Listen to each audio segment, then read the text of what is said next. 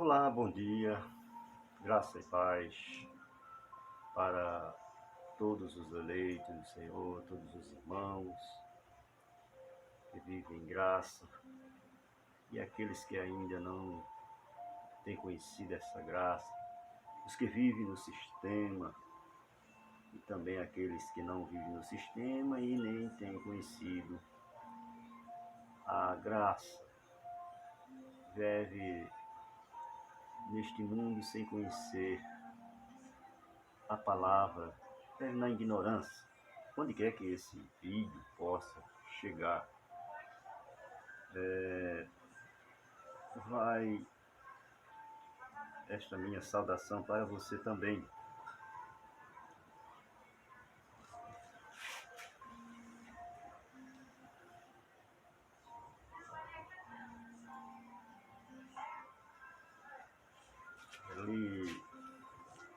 Esta manhã quero lhe trazer um assunto aqui na palavra. Vamos ler aqui no Evangelho de Marcos, capítulo 9 de Marcos,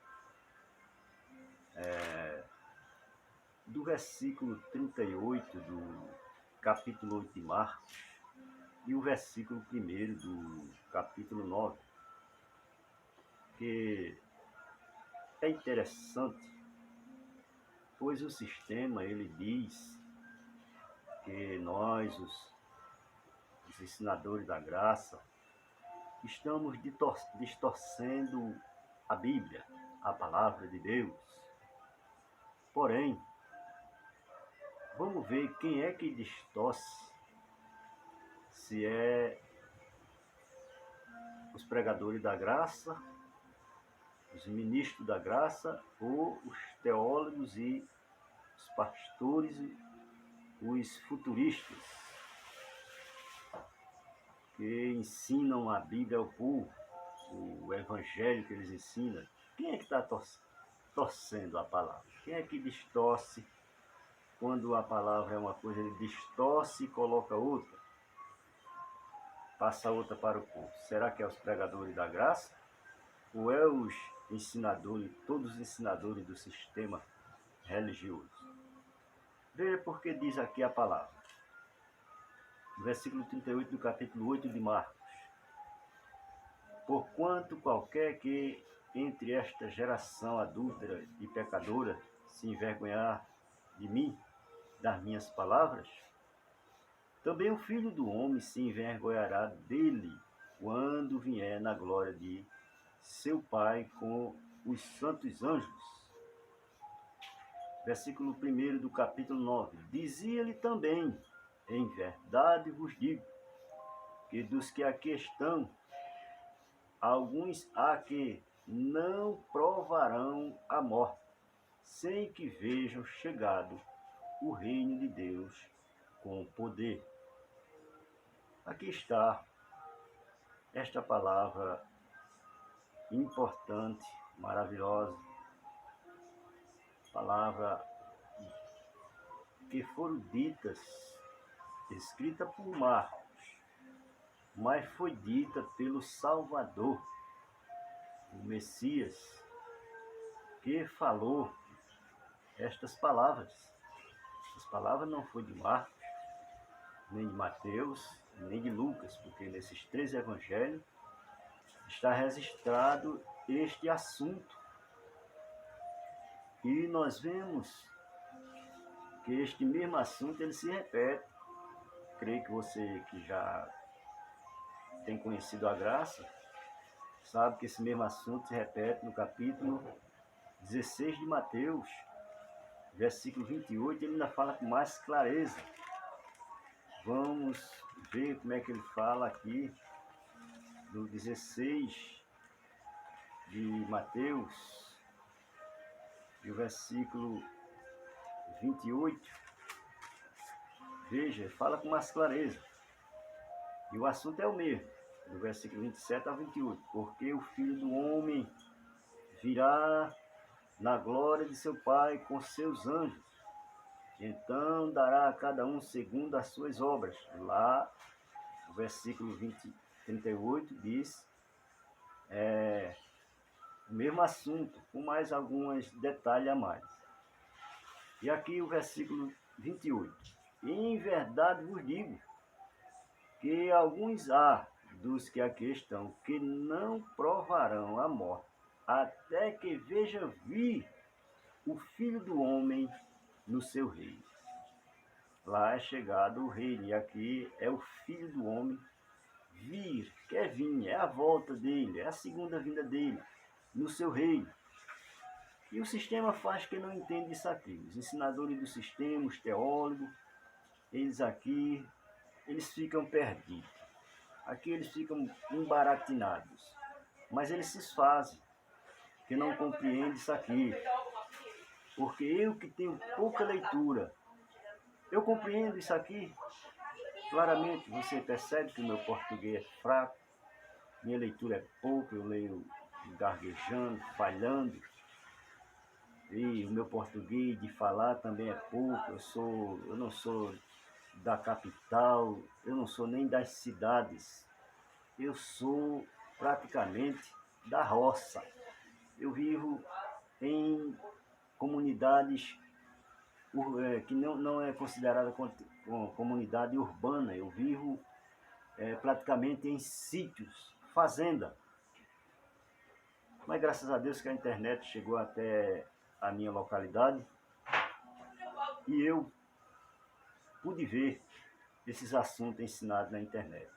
Sendo eu presbítero da chamada Assembleia de Deus, logo compreendi, porque já tinha lido este assunto há mais de 4 anos, antes de eu ter conhecido na internet, eu já tinha lido há uns 4 anos atrás, e tinha realmente desconfiado dos ensinamentos da igreja sobre arrebatamento, sobre segunda vinda, porque eu tinha lido isto aqui que o Cristo disse, que quando ele voltasse ainda tinha discípulo vivo.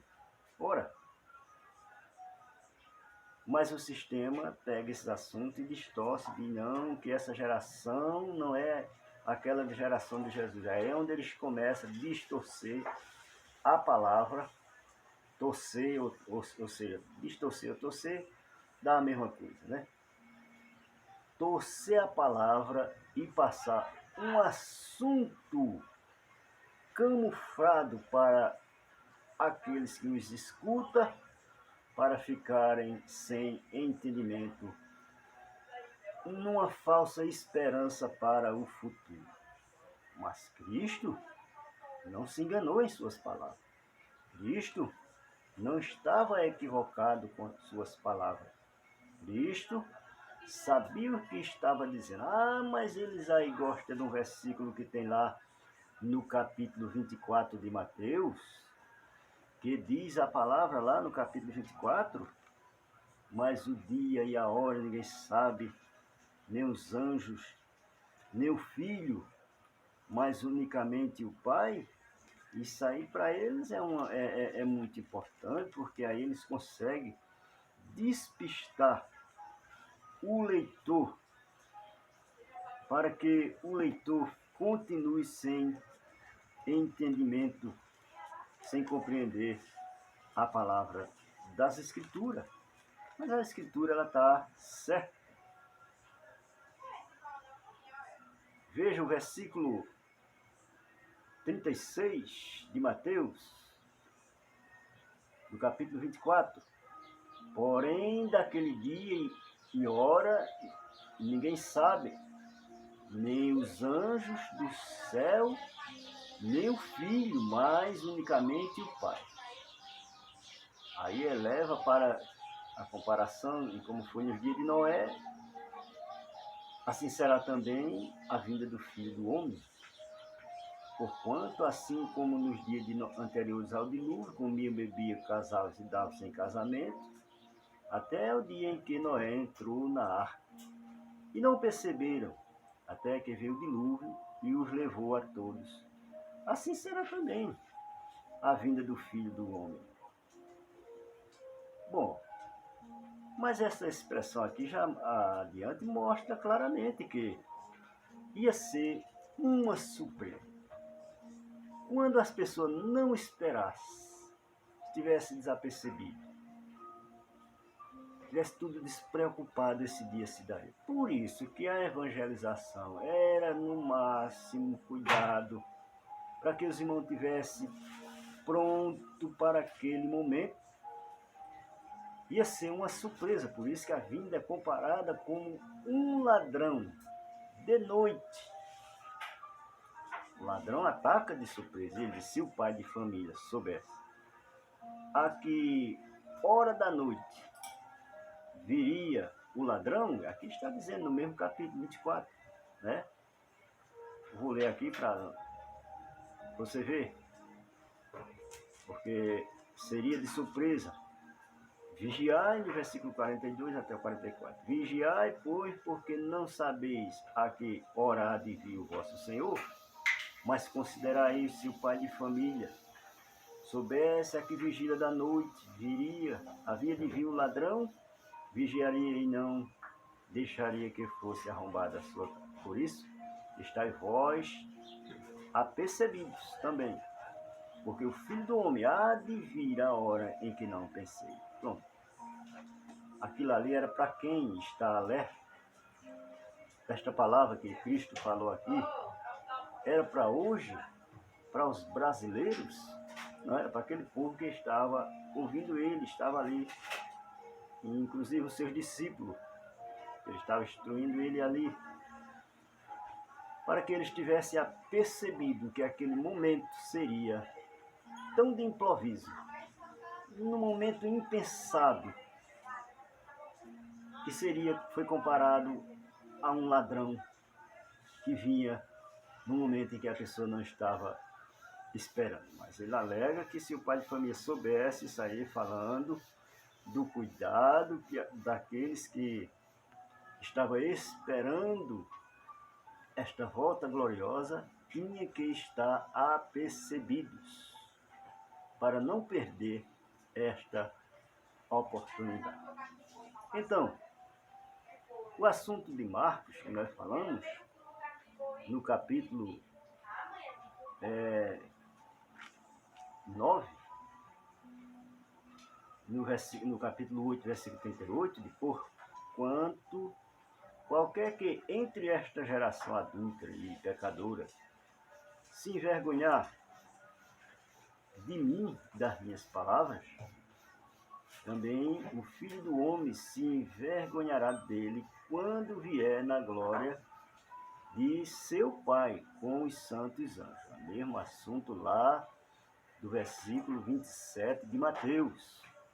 Aqui tem mais detalhes, porque aqui vai falar quando ele viesse, aqueles que tiveram vergonha de abrir a boca e confessar que ele era o Cristo, que ele era o Salvador, também ele naquele dia ia se envergonhar dele. Perante os anjos, perante seu Pai, ele ia se envergonhar dele, ia se envergonhar. Aquela pessoa que tinha tido vergonha dele não era digna dele. Se o negou, se o rejeitou, se envergonhou dele, naquele dia ia sofrer uma decepção também. E essa palavra está para acontecer, porque o sistema ensina que isso aqui está para acontecer. Que alguém que teve vergonha de anunciar o Evangelho, de não pregar esta palavra, ficou calado, não disse nada, Jesus vai cobrar dele naquele dia. Que nada. Isso aí é mal interpretado. Cristo estava falando, porque os judeus não admitiam que ele era o Cristo e não queria aceitar as suas palavras. Ou seja, ter vergonha de dizer na terra que era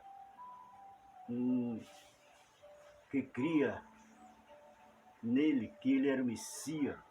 Porque Paulo diz lá no capítulo 1 de Romanos, na área de publicar esta palavra, que ele era o Salvador, que ele era o Messias, e que tinha a incumbência de levar o Evangelho, Paulo disse claramente em suas palavras, no capítulo 1 de Romanos, versículo 16, Paulo diz que não se envergonhava. Veja que diz, porque não me envergonho do Evangelho de Cristo, pois é o poder de Deus para a salvação de todo aquele que crê, primeiro do judeu e também do grego. Porque nele se descobre a justiça de Deus de fé em fé. Como está escrito, mas o justo viverá da fé. Esta expressão, mas o justo viverá da fé, porque o justo não era salvo por obra, né? O gentio, aquele que cria nele, era salvo pela fé, porque cria em sua palavra.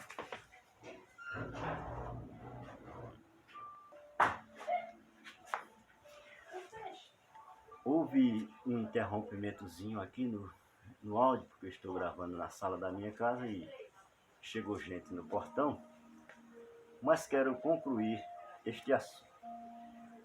Então, meu amigo ouvinte, também meu irmão, que às vezes ainda tem alguma dúvida, algumas palavras que não, às vezes a pessoa não tem compreendido, mas ela está aqui na Escritura. Não gosto de afirmar coisa que não está na Escritura, gosto de falar coisas corrigindo pela palavra. E do jeito que ela está, nós devemos afirmar. Esse é o erro do sistema. O sistema lê e não admite. Porque se eles admitir esta palavra, eles vão perder. As pessoas não vão mais para as igrejas, para esses templos, para esses açapões que enganam, que é usado para manipular, para extorquir, para prender as pessoas. E aquele que não participa, eles dizem que aquela pessoa está caído, leva para aqueles assuntos da Bíblia que tem caído da graça, mas é totalmente diferente. Aquele que cai da graça é aquele que deixava de crer em Cristo para ir praticar obras meritórias da lei, achar que a salvação não era por fé em Cristo, e sim que ele tinha que praticar as obras. Isso era para judeus. Os gentios que cria não podia seguir esse rudimento dos judeus, e sim continuar caminhando pela fé. Então, meu amigo, ouvinte, meu irmão, você que está no sistema, que você é uma pessoa que crê na palavra de Deus, mas está com um véu em sua mente, está com um véu nos olhos, que não consegue enxergar além do que a palavra está dizendo, não consegue compreender o que ela está dizendo, mas ela está clara para nós. Cristo já veio, como diz aqui a palavra, que ainda tinha discípulo vivo quando ele voltasse. Não era para hoje. A geração que ele estava falando, que ele ia se envergonhar dela, era aquela geração, entre esta geração. Não é hoje, não tem nada a ver.